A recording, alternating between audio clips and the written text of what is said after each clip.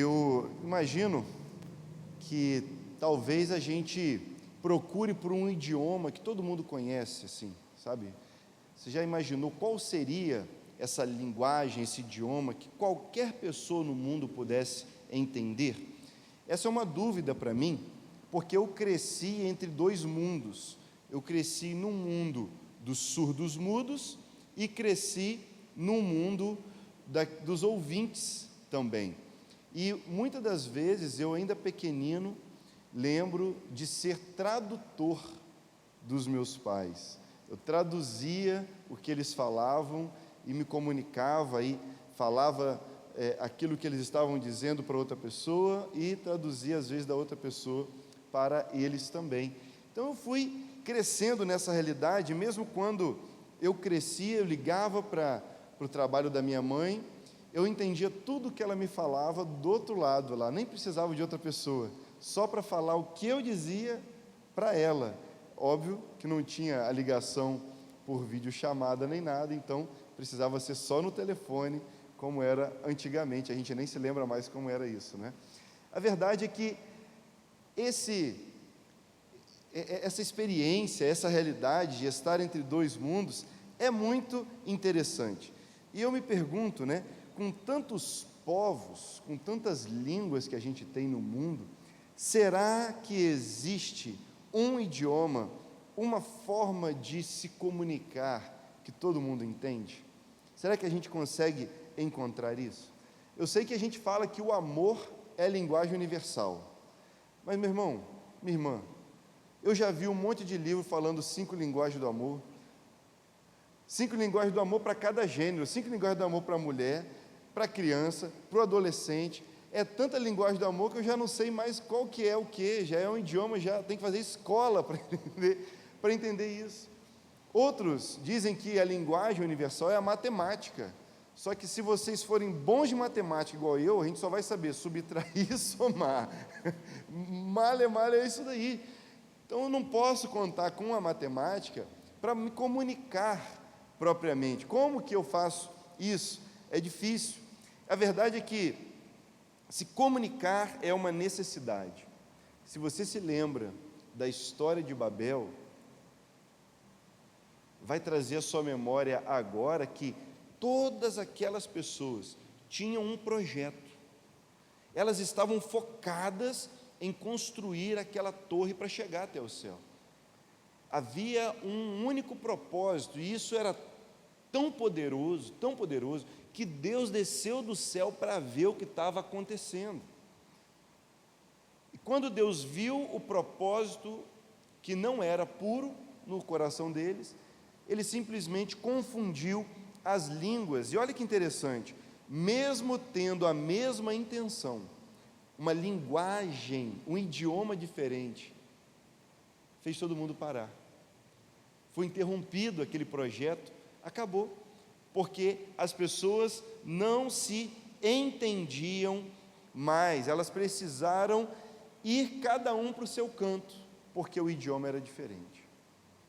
Na Bíblia, a gente também vê que no dia de Pentecostes, a comunicação fez com que, diferente daquilo que aconteceu em Babel, as línguas diferentes unissem todos os povos. Olha que interessante, um idioma do céu. Enquanto cada um falava na sua própria língua, os outros ouviam e entendiam aquilo que era dito. A comunicação aconteceu de maneira a aproximar as pessoas da mensagem de Jesus. E conforme a gente lê o livro de Atos, uma linguagem espiritual vai aparecendo e provando que aqueles povos diferentes, na verdade, agora fazem parte de um só povo. Tem uma forma de se comunicar, mas ainda existe essa necessidade, ainda temos esse desafio. Qual é a língua que a gente precisa pregar? Porque a gente tem uma mensagem, a mensagem da cruz, a mensagem do Evangelho. Como que a gente vai conseguir comunicá-la da criancinha até o mais velho. Como que o rico e o pobre, como que o sábio e até o bêbado vão entender em qual linguagem a gente precisa pregar. A gente precisa pregar essa mensagem aos doentes e ao mesmo tempo aos que estão sãos, aos presos, aos livres, todos. Não basta ser o português para os brasileiros, não basta pregar em inglês para os americanos, e nem basta pregar o paraense para o povo do Pará, que a gente tem um idioma diferenciado, vocês sabem disso. Existe uma língua, uma linguagem, um idioma que Deus usou, que é diferente, que só os corações entendem. E aí eu quero ir com você para João capítulo 3, e eu preciso ler o versículo 16 com você. Eu já sabia que você sabia, João 3,16, mas nós vamos ler esse texto que diz assim: porque Deus amou o mundo de tal maneira que deu o seu único Filho, para que todo aquele que nele crer não pereça, mas tenha a vida eterna. Mas tenha a vida eterna. Tem uma coisa que me encanta nesse texto aqui, é que a verdade é que ele revela o amor de Deus por nós. Me encanta nesse texto, e eu já ouvi vários testemunhos de pessoas dizendo que descobriram o amor de Deus quando leram esse texto. Mas esse amor, ele só aparece por causa de um motivo. O amor foi a razão de Deus dar o seu único Filho. Deus deu Jesus para nós, por amor. Mas Deus está comunicando com a gente aqui, numa outra linguagem que talvez passe desapercebido. Não é o amor, a linguagem de Deus revelada nesse texto. Ele usa essa linguagem para nos atrair ao amor dele. Ele usa essa forma de comunicar para fazer a gente enxergar o amor dele.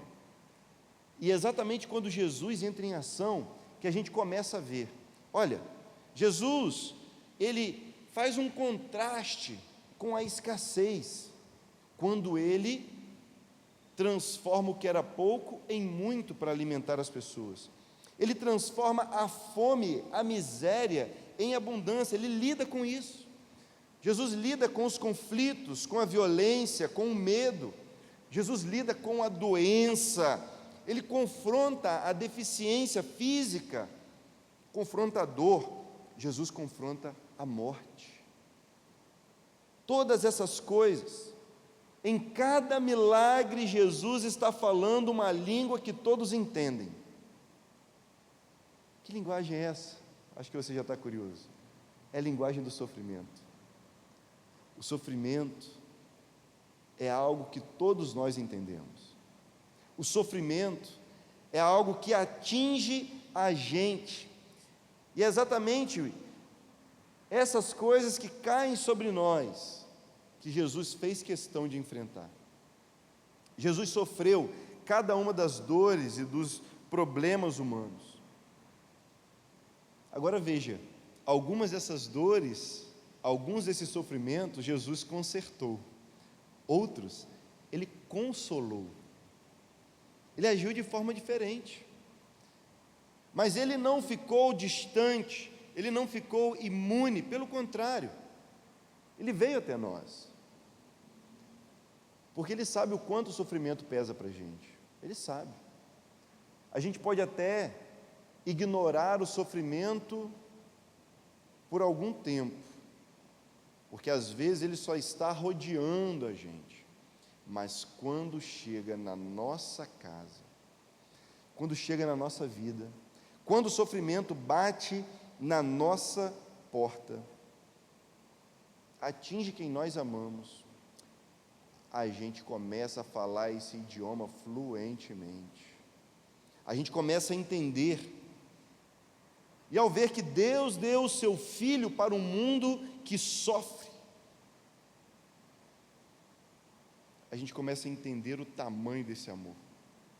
É aí que nós vemos que Jesus, de fato, não veio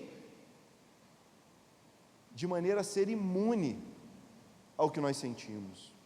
Ele não veio simplesmente como um espírito, ele não veio apenas como Deus, ele não veio apenas como um ser que não pode ser tocado, alcançado. Pelo contrário, ele se fez carne, ele veio como um de nós, ele veio sofrer conosco, ele veio sofrer por nós também.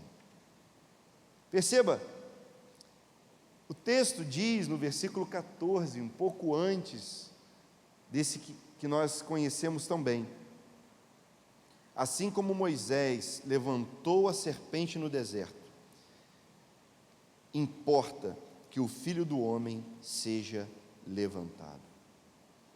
Desde o início, Jesus já estava dizendo que ele veio por amor, mas ele veio para falar a linguagem que a gente entende, do sofrimento.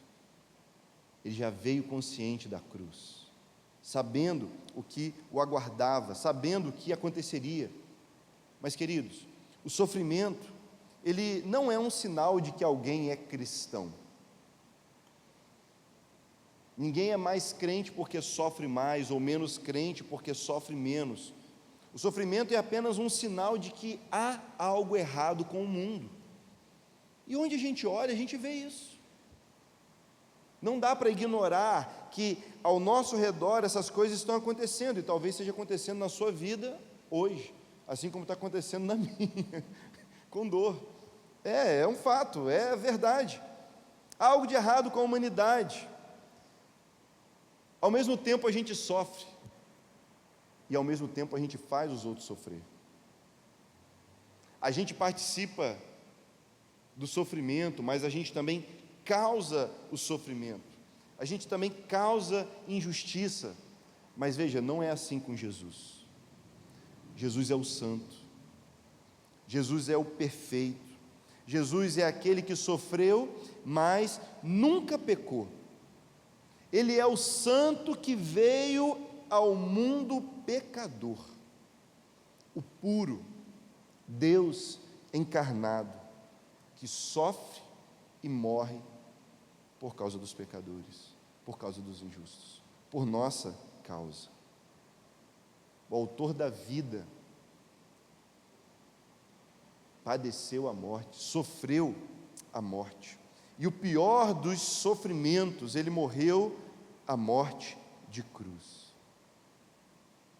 Quando eu vejo essa cena, não dá para ignorar que o santo morreu para mostrar que, na verdade, tudo o que ficou vivo é que deveria ter morrido naquela cruz. O santo morreu por nossos pecados. A verdade é que, ao contemplar Jesus crucificado, ninguém pode ser mais o mesmo. Esse sofrer, essa dor, ela é encarnada.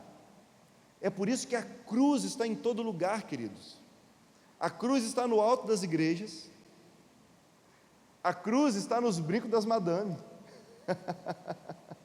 a cruz está na pele dos ousados, a cruz também está na camisa dos descolados, não é? Aí, ela está presente em todo lugar, ela está mostrando o sofrimento que está presente. Jesus disse: quando eu for levantado, eu atrairei todos a mim. Ele disse isso: quando o Filho do Homem for erguido, todos serão atraídos. E até hoje o sofrimento de Jesus atrai pessoas, atrai aqueles que o questionam, atrai aqueles que o amam, mas ninguém pode ignorar o sofrimento de Jesus, do Santo, do Filho de Deus. Essa é a verdade. O sofrimento da cruz continua gritando em todo lugar, meus irmãos. O sofrer da cruz continua gritando: Deus nos ama. O idioma que qualquer um de nós sabe falar, o idioma da dor, do sofrimento, das injustiças, continua dizendo: Deus nos ama. Esse Deus nos ama. Você reconhece esse idioma? Está fluente nele? Eu acredito que todos nós sabemos falar. Todos nós sabemos entender esse idioma. Mas deixa eu falar com você. O objetivo da vida cristã não é sofrer. O propósito da vida com Deus não é padecer as piores coisas desse mundo. Não. O cristão sofre porque a gente enfrenta a lógica desse mundo. A gente sofre porque a gente vive num mundo mau, mesmo e principalmente por ter nascido de novo. Agora nós somos de uma outra natureza, vivendo nesse mundo que tem uma velha natureza. E da mesma forma que nós fomos restaurados, esperamos que esse mundo seja, mas até lá, nós vamos sofrer. Nós vamos sofrer porque a gente se identifica com Jesus, porque Ele sofreu, porque Ele pagou um alto preço. Nós também sabemos que isso vai acontecer com a gente.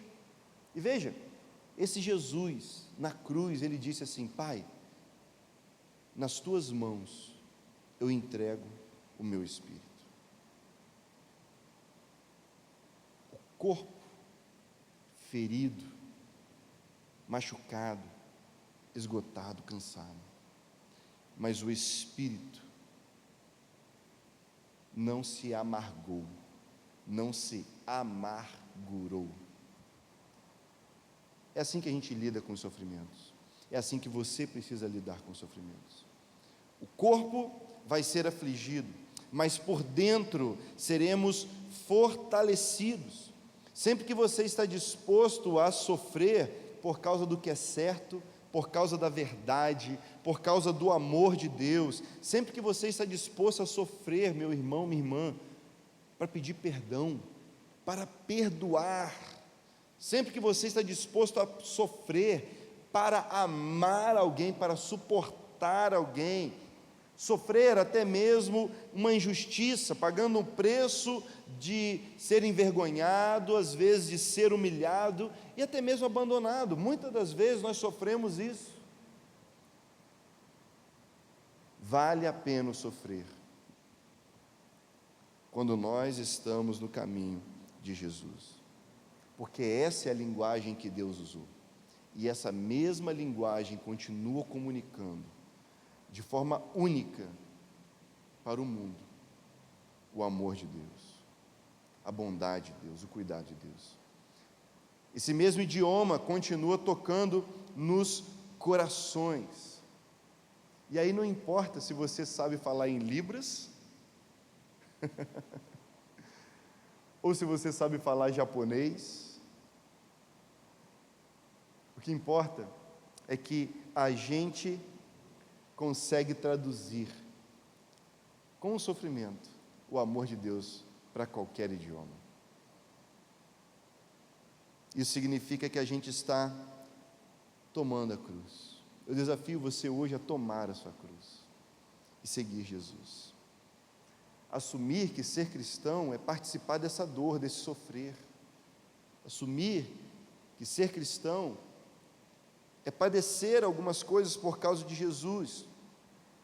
E ao tomar a cruz, eu te desafio a fazer essa oração e dizer: eu já estou crucificado com Cristo, e a vida que eu vivo agora, eu não vivo por causa de mim, mas é o Cristo ressurreto que está vivendo aqui dentro. Cristo é que está vivendo em mim. Que Cristo apareça na sua dor, no seu sofrer, da mesma forma que eu e você estamos gravados nas cicatrizes, nas marcas que Ele sofreu por nós. Eu te desafio a abraçar a realidade da vida cristã hoje, negar a si mesmo, para seguir a Jesus, É duro esse desafio, mas ele é para nós, ele é para nós, ele é para que a gente saiba que vale a pena seguir o Senhor, vale a pena morrer para esse mundo, vale a pena viver como Jesus, porque somente nele há vida e vida abundante, para que todo aquele que nele crê não pereça, mas tenha a vida eterna, aqui e agora. Essa vida já está disponível para você. É essa vida de Deus que vai fazer você suportar qualquer sofrimento, qualquer dor. É a vida de Cristo em nós. Vamos ficar de pé? Vamos orar? Nós precisamos dedicar esse coração que nós temos a Deus, essa vida. Não é fácil, mas é um privilégio sofrer com Jesus. Feche seus olhos. Há um chamado ao sofrimento porque a carne quer ser preservada. O nosso eu quer sobreviver à cruz. A nossa vontade quer prevalecer contra a vontade desse Deus que se entregou por amor. Mas hoje a nossa oração não é uma oração em português, não é uma oração em um idioma meramente humano, é um idioma que o próprio Deus nos ensinou a falar, da dor, da renúncia, da entrega. Pai, hoje nós nos deparamos com esse texto e quebrantamos o nosso coração.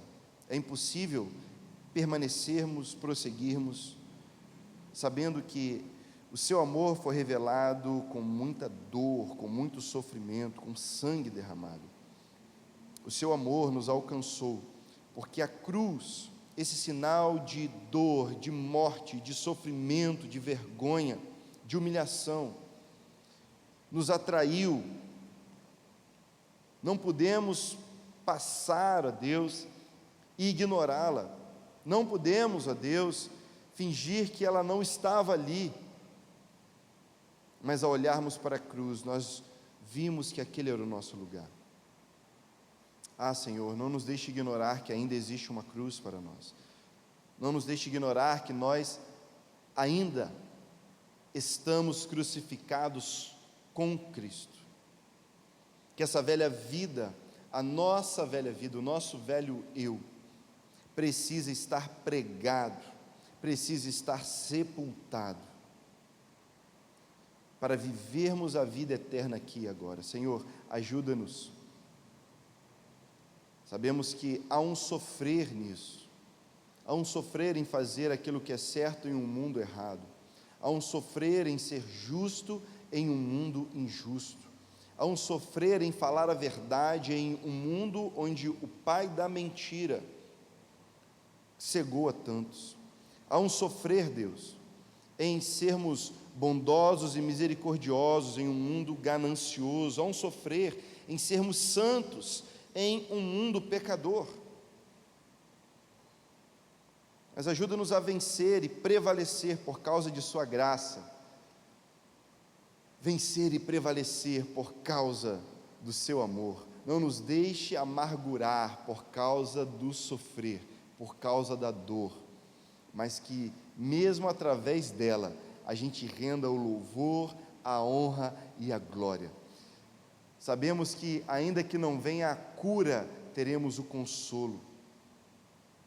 Ainda que não tenhamos, ó Deus, o resultado que o nosso coração deseja, nós desfrutaremos de algo ainda maior, que é o teu propósito, o seu plano, para te render louvor e honra e glória.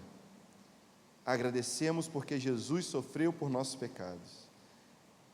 Agradecemos porque hoje nós temos salvação e temos vida.